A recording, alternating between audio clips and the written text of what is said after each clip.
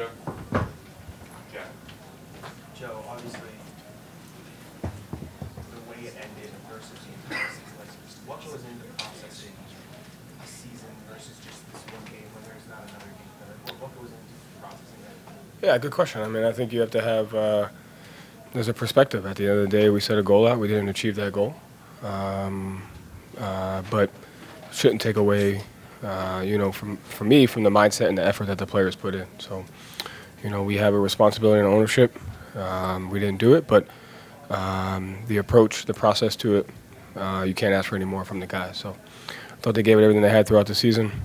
Obviously we didn't achieve that, but you can't take away from what they did. And this is the price you pay for trying to go after something, and that's how it goes. But really just thankful to the guys, for who they are as people and what they've done as players, what they've done as a team. Robert? Joe, now that you're on the other side of it, just what was the emotional toll of this series, the way it went with giving up big leads at home, and then obviously we got punched with Tatum midway through. What's the emotion kind of flowing through? There wasn't really.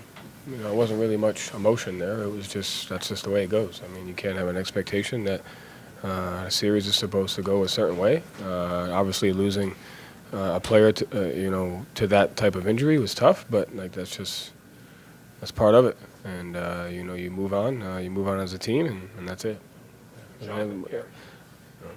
Joe, you've talked a lot about champions not being able to get out of the second round. You guys were, cruising along, 60-win season. You got through that first round. It was tough, but you got through it pretty quickly.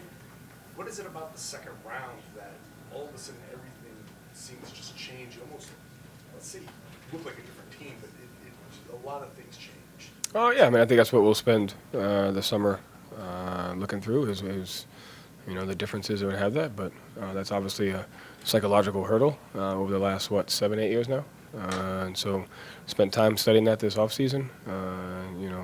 Just wasn't able to get through that hurdle. Bobby? Yeah, similar to that, Joe. What stood out about the challenge of this year when you look back on it specifically? What is kind of that hurdle you felt like you guys couldn't get over?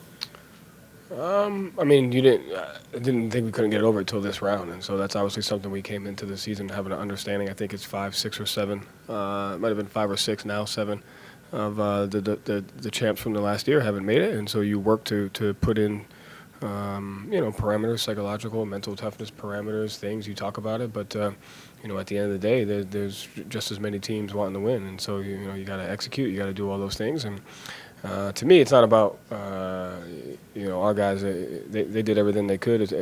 You got to tip your hats off to the Knicks. They played a great series.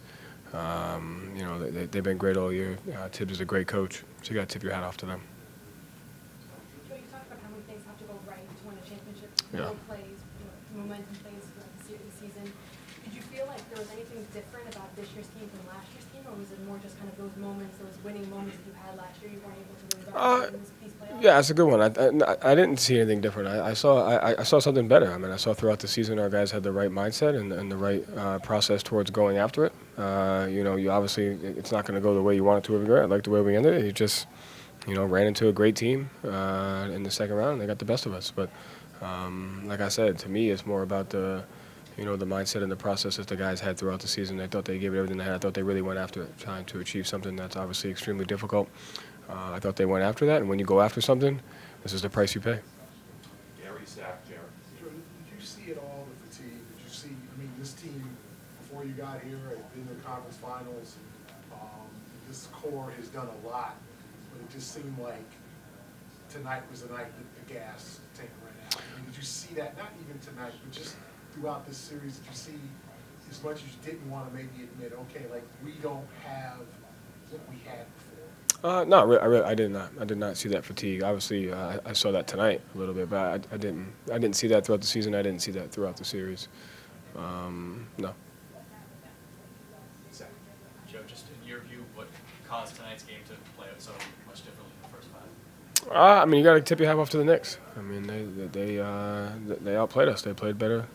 I'm happy for Tibbs. He's been coaching for a long time. To me, that's the biggest thing. Is you pay your dues, you put forth everything. That guy's a lifer, man.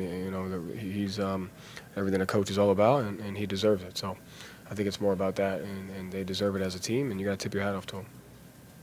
Joe, for years up until last season, this team had such a penchant for getting big leads and then had trouble holding on to them. That's part of the natural ebb and flow of the game. But these first 2 games in the series, you guys blew those big leads.